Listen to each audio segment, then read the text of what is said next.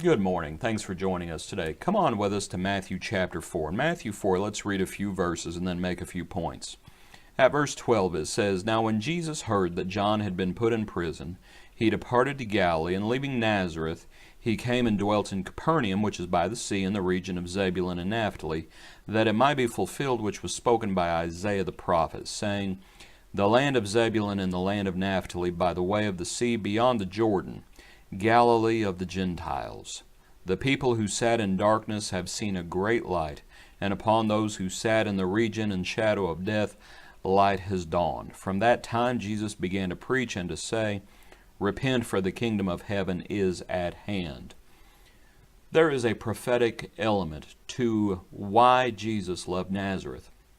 The verse says that it might be fulfilled which was spoken by Isaiah the prophet. So it was prophesied that the Lord would come to this area, that he would leave Nazareth, but there's also a practical element in a few points that we might pull out. One is, notice how patient the Lord was. The Lord let John do his job. It says when he heard that John had been put in prison.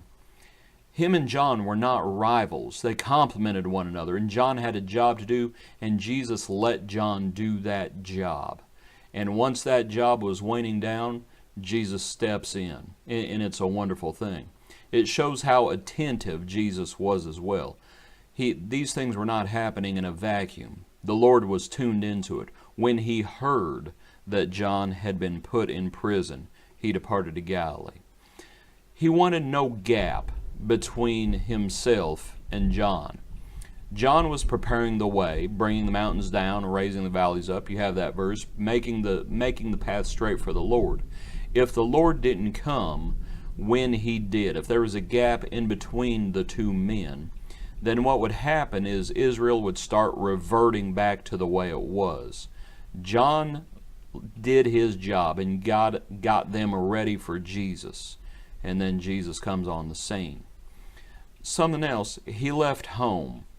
And I want you to think about it. He's not 12 years old anymore. Hopefully you know what I'm referring to in the book of Luke. Remember when he's 12 and his mother finds him in the temple. Remember what he says? He said, "I must be about my father's business," but he goes home and he's subject to his parents. He's not 12 years old anymore, and he leaves home.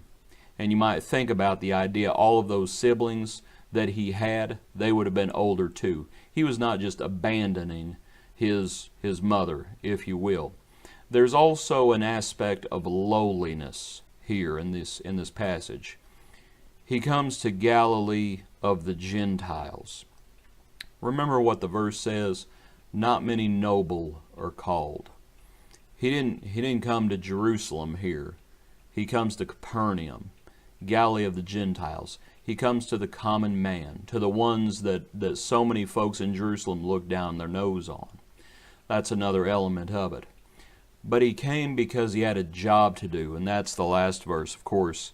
From that time Jesus began to preach and to say, "Repent, for the kingdom of heaven is at hand." And that's what he did. He had a job to do.